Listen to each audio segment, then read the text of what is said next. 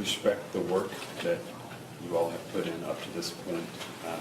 We know that it has been a big responsibility to be a juror in a case such as this. We believe that you have taken it seriously. We respect your verdicts. We know that you found Quincinio guilty of Quality Inn event and not guilty of the Austin City event. We respect that. We understand that you were called upon to make a legal decision, a legal determination as to if there was a reasonable doubt or not. And we understand that that's what you did. We're not naive enough to be here and think that perhaps your determination as to that legal decision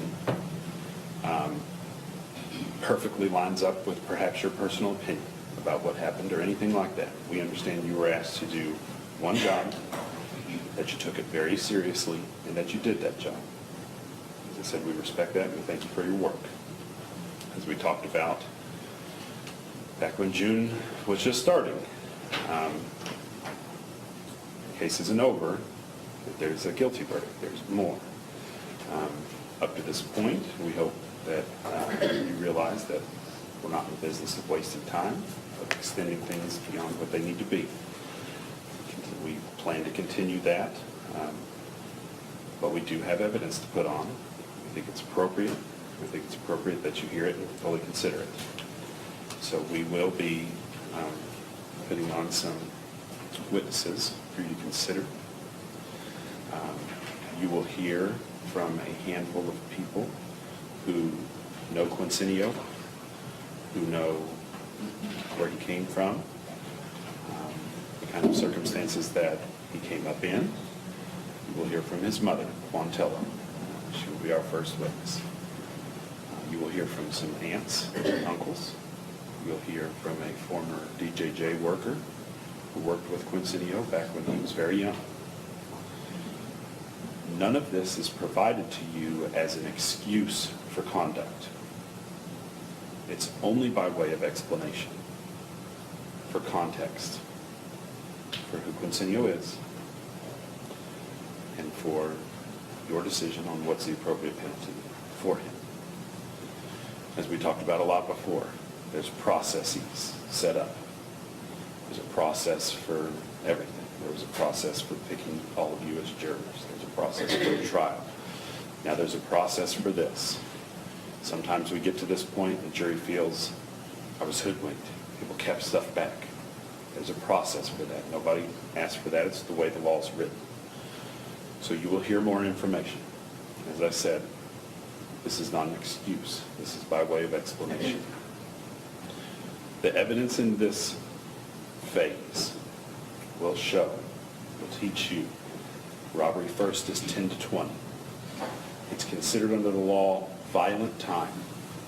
That means there is no probation. There's no exceptions to that. You get prison time. Your verdicts yesterday guarantee that Mr. Canada, Quincinio, will be in prison for a long time. The PFO statute, you've heard about that. You've heard that referenced. Proof will be provided for that. If you then deliberate on that and find Quincinio guilty of that, then the penalty range changes. It changes from 10 to 20, and it changes to 20 to 50 or life. If you remember, those were the first two options on the penalty board when you all came in individually. Remember, there were those two up top, and then there were three more. Okay. We don't have the three more, but we do have the top two. So we are in the penalty range.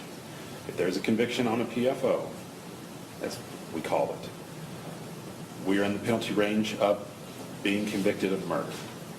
Okay? 20 to 50 years.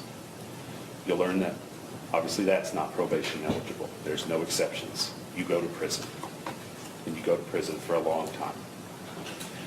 You will hear that the parole, your first opportunity to be considered for parole by the parole board on a term of years generally is 85% of the amount of time of your sentence.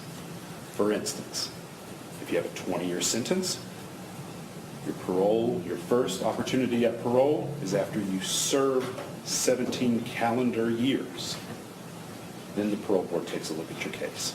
Now there is a line somewhere around 23 years, 24 years. If your sentence is that long, then your parole eligibility date stops being 85% of your total sentence once it gets up to 20. And then your sentence can go up 30, 35, 40, 45, and your parole eligibility is still at that 20-year mark. 20 calendar years if your sentence is over that number, and to be honest, I think it's somewhere around 23 years and 3/4 or something like that. There will be a chart produced as evidence that you can look at. But generally it's right around there. If you're around 20, it's going to, the 85% rule is going to kick in. If you're over 25 or up, then it's going to be 20 years. For a life sentence, the first time for parole eligibility is 20 years. So you will hear, long and short, good or bad, the absolute minimum under a conviction for PFO would be 20 years, and the parole eligibility on that would be at 17 years. And the absolute maximum that you'd be looking at is a life sentence with a parole eligibility date after serving 20 calendar years. No probation on any of that. None of what we mentioned before, some of the online people saying they're only going to serve 3-4 years and get out. That's not how it works. It actually works like this. This is what will actually happen. And so it's important to know what we're talking about. We're dealing with a wide range of penalty. Anything under this wide range of penalty will produce a whole heap of prison time for Mr. Canada. In 2014, he was 22 years old. You've already heard this was not the first bad decision made. About what puts you in a position to be a person that gets into situations like this, to be convicted of this robbery, to be accused of this other crime. And hear what plays into that to some extent, by way of explanation, not excuse. And so you will have the full range to consider. As we respect your verdict, so will we respect your deliberation on this question. You're the jury, and we're here to put the evidence on, and then you decide what to do with it.